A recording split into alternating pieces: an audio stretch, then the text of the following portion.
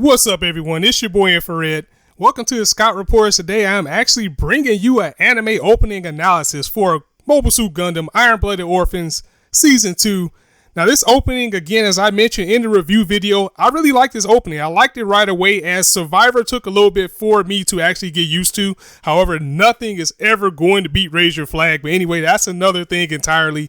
So the purpose of this video is I saw a couple of things in the opening, and of course, it's no spoiler, or actually it is a spoiler to know that things in the opening always foreshadow things that's coming up in the season. So it might be some spoilers here. If you don't want that, then I will give you 3 seconds to leave this video in 3, 2, 1.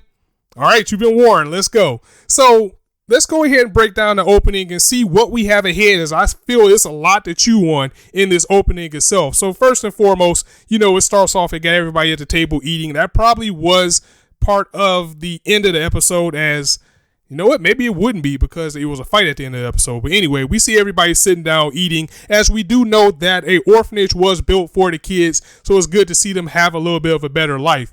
But what is interesting here is that we see Ayn bowing down and kissing the hand of that little princess girl, because we know he is supposed to get married to her, so that is still in play. But what is more interesting is this sly smile that he gives her right here to show that he is still indeed planning. And I missed that a little bit, but that's okay, because the next scene is even more important, as we get to see this guy, as in this episode we did get to see all 7 other 7 stars, and this guy was in the opening, I believe, in the first season, and I honestly don't remember if we even got anything but a couple of seconds from him from season 1. So if this is the same dude, it's going to be good to know that we're going to get back to that, expand on the 7 stars a little bit more, as that was the focal point of the end point of this episode. Now, we also see a newer character that's part of Galahorn with the Greys. As you know, right now, everybody has upgraded their mobile suits after seeing the Barbados and the hazard havoc that it caused. So now everybody's up in their game, and that looks like that's going to be one of the new pilots. But this is the most interesting shot of all, because look at this here. We see in the back, we see that looks like a Grays that was more along the lines of what Ayn was put in at the end of season 1. But it looks like we have a new masked character, and you know what? I am pretty positive that is going to end up being Galeo. But honestly, I'm a little bit disappointed in that for 2 reasons. One, I feel that McGillis was the best Char clone since Zek Marquise from Gundam Wing, and I would hate to know that they've wasted him and the Grimgird only to have a new masked person in season 2. Maybe they're saving that for the second half, but honestly, I don't want another masked person. I want the Chocolate Man in full effect, but who knows? It might be him too. He has so many plans that who knows what could be going on with him. Now, next we do get a shot of the new Barbados Lupus, looking clean, looking nice with that new sword / club weapon, ready to go in, a more sleek and a more battle-ready look. We even got the Tekadon symbol on the shoulders. Now I cannot wait to get my hands on that gunpla.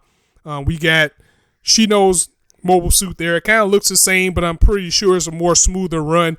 And overall, we see that we just have more firepower on the side of Tekadon now with the help of Teiwaz. And also there's the Guisen going in. Looks like it actually has cannons now, so can't wait to see Akihiko go in and cause more havoc in this season. But more interesting enough is it looks like here that the enemies, again, everybody's upgraded their suit. So it looks like this is Horizon Dawn, or Dawn Horizon, the new pirate unit.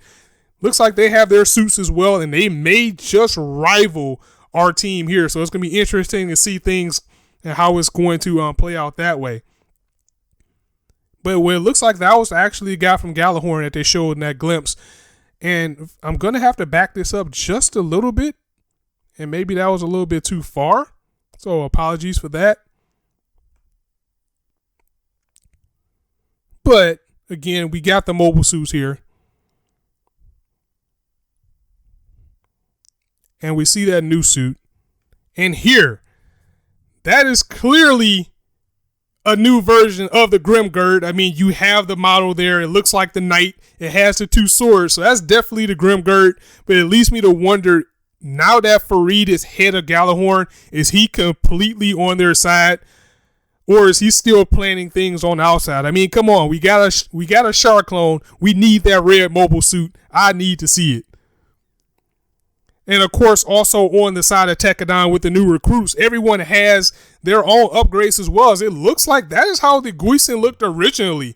So if they got that type of firepower on their side that's almost comparable to an actual mobile suit, that's going to be a big up for them in the war. Much better than when it was last season when they were just out there in those mobile workers. And honestly, I think if Orga would have had one himself, Biscuit would still be alive. That's another story. Most interesting here is that we see Mikazuki crawling. And then we get a shot of the Barbados. And it looks like the Barbados has a club in each hand. Now, that's going to be a little bit OP, but I think it's actually some symbolism here, as maybe this is kind of like an evolution of the Barbados and the character itself, as the left side there could just be like how it started off. Because remember, this was pretty much a suit that they put together themselves. They pretty much built themselves, and Mikazuki was a perfect pilot for them. And on the right side is probably symbolizing how far along it came. And now that is pretty much a complete suit. I think that's what the aim is with this shot. Or it could just mean immediate danger that could be coming for our characters. I think he's going to have a better run for his money with people having better suits out there this season. So there we got Atra with the Tekkadan jacket. Of course, we get to see Kudelia looking clean, looking nice.